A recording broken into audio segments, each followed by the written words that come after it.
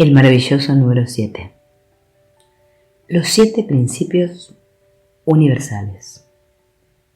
Mentalismo, correspondencia, vibración, polaridad, ritmo, causa y efecto, generación.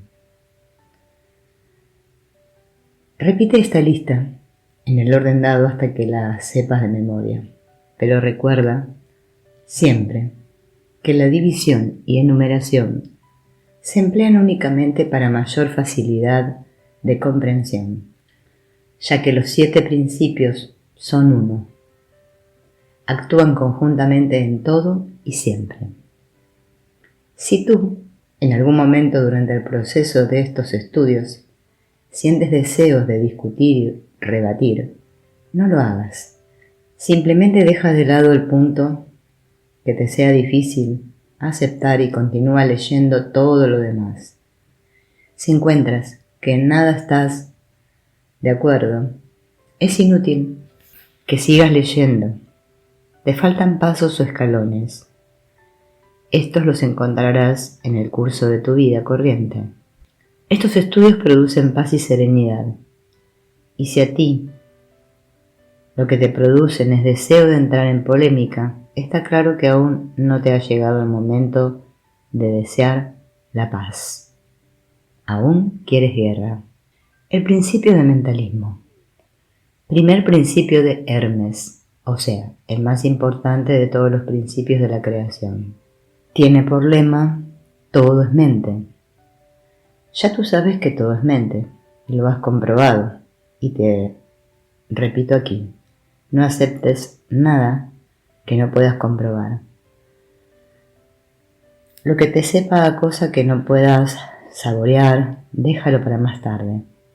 Ya sentirás lo que yo llamo el tiro, sin que tengas necesidad de consultar siquiera con otros más adelantados. Ya tú sabes que los pensamientos son cosas, son materia, se manifiestan en lo exterior, se convierten en sucesos, enfermedades, tropiezos o premios, desgracias o felicidades, dependiendo de si son negativos o positivos, y que nadie tiene la culpa de lo que a ti pueda ocurrirte en tu vida. Solo tú eres el productor de todo lo que te venga o te suceda. Todo depende del clima mental en que tú vives. Si eres constantemente malhumorado, no te extrañe que te traten mal.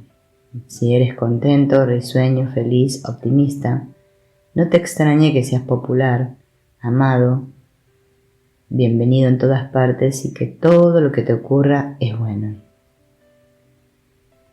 Tenemos libre albedrío de escoger el bien o el mal, lo negativo o lo positivo. Hágase según tu palabra, lo que tú esperas que suceda, lo que tú decretes que suceda, sucederá. Lo que niegues no ocurrirá. Cuando cambias tu modo de pensar, se transforma la manifestación exterior. San Pablo el apóstol lo expresó: somos transformados por la renovación de nuestras mentes. Si alimentas ciertas ideas, no tienes poder ni manera de cambiar las consecuencias. Estas son las cosas que verás suceder en lo exterior. Cada condición y situación de tu vida es la encarnación de una creencia que tienes en el subconsciente. Está alojada allí y produciendo su igual en lo exterior. Tus verdaderas creencias son lo que ves manifestado, pero hay una gran diferencia entre lo que tú verdaderamente crees, lo que tú crees que crees y lo que crees que debes creer. No es difícil distinguir entre estas 3 cosas, porque como no verás suceder sino lo que tú realmente crees, puedes juzgar tú mismo. Has oído decir muchas veces que somos hechos a imagen y semejanza de Dios. Eso significa que somos creadores como Él. Dios creó los universos con su mente. Nosotros creamos nuestro mundo con nuestra mente. El mundo en que vivimos no es ni malo ni bueno. Todo se juzga con el cristal que lo vemos. Te lo voy a dar con el ejemplo siguiente. Piensa en una lámpara. Piénsala con un bombillo de 100 bujías. Ahora colócale una pantalla de color verde. La habitación y todos los objetos que en ella hay se han afectado. Todos tienen un tinte verdoso. Los colores limpios se han ensuciado. Los ojos se han ennegrecido. Todo se ha oscurecido. Ahora cambia esa pantalla y coloca una de color rojo. Todo se ha transformado. Los verdes se han ensuciado.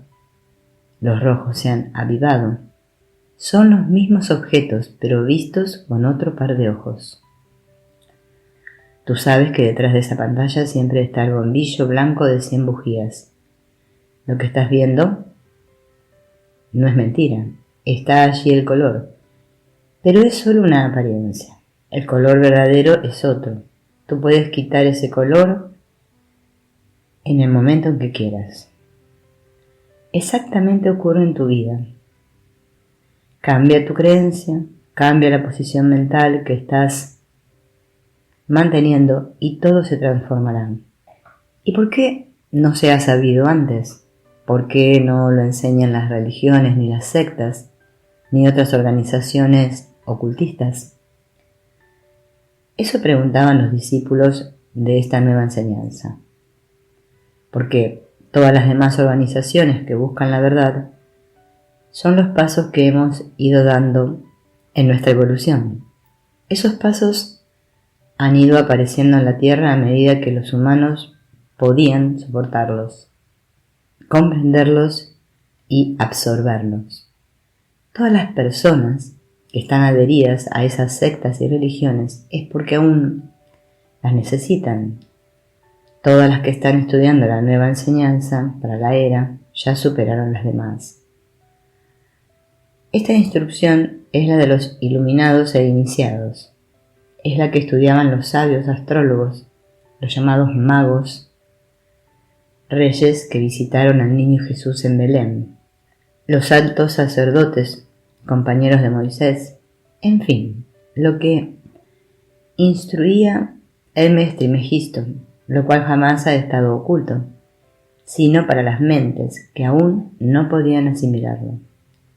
Ya hoy, la mayoría de la humanidad está lo suficientemente adulta para poder digerir las enseñanzas superiores que comienzan por la psicología, metafísica, principios herméticos y luego lo que iremos dando en su momento, en esta forma clara y sencilla. Principio de correspondencia. La primera frase de la Biblia dice: en el principio creó Dios los cielos y la tierra.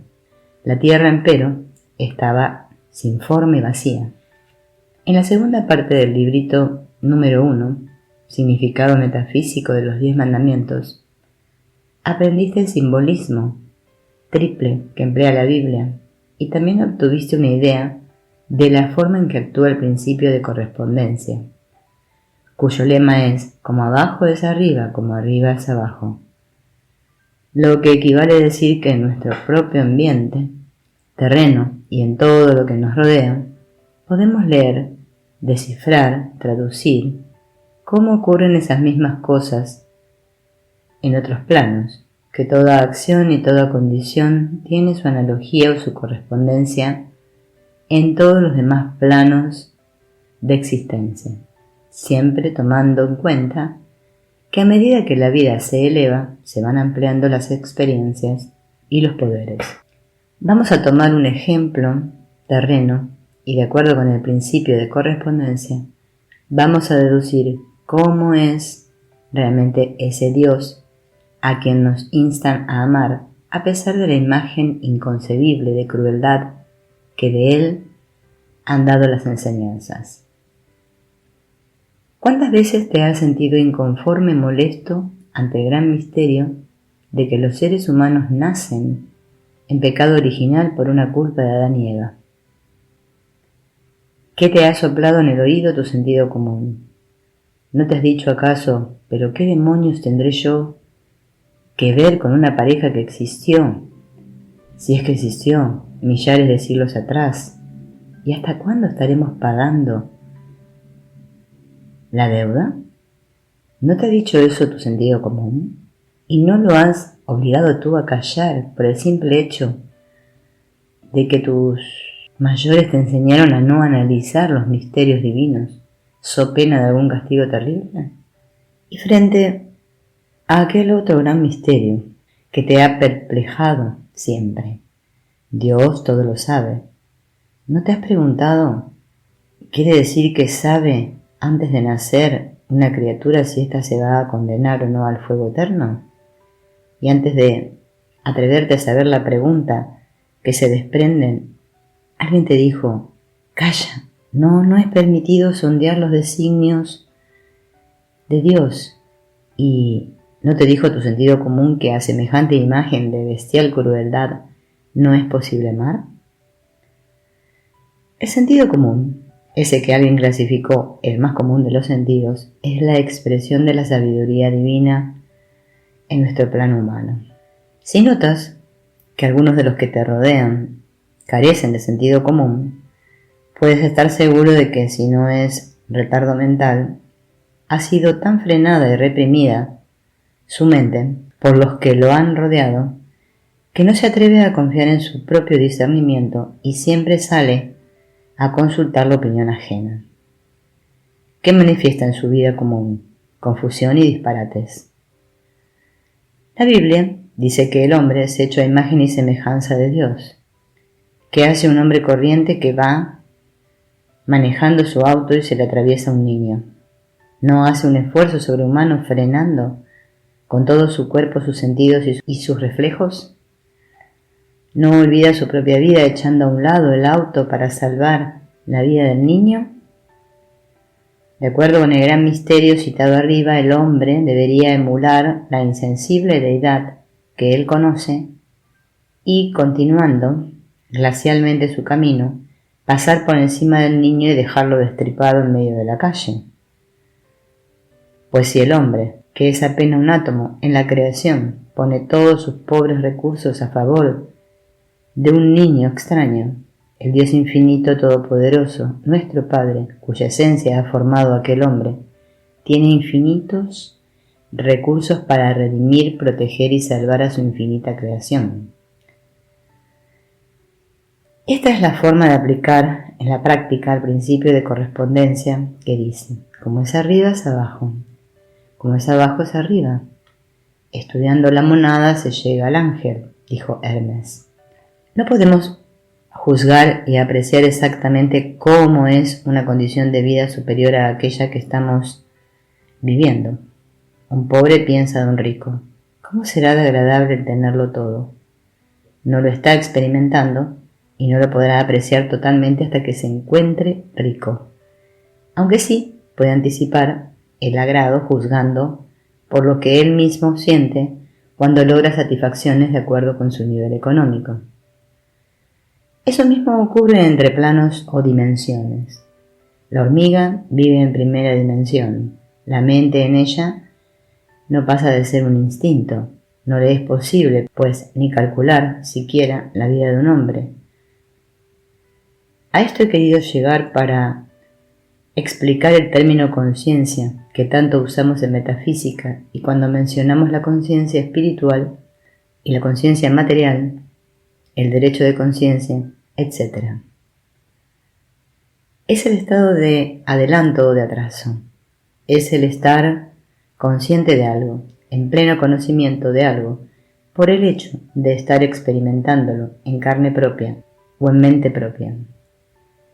Si a la hormiga le fuere posible meditar sobre el hombre y si se le pudiera enseñar a aplicar el principio de correspondencia, habría que decirle aproximadamente: un hombre es un ser como tú, que fabrica su casa como tú, que busca alimento como tú, que tiene su gobierno como tú y reglas de buen convivir como tú. Nada de lo demás lo puede captar porque nada de lo demás ha entrado en su plano de conciencia.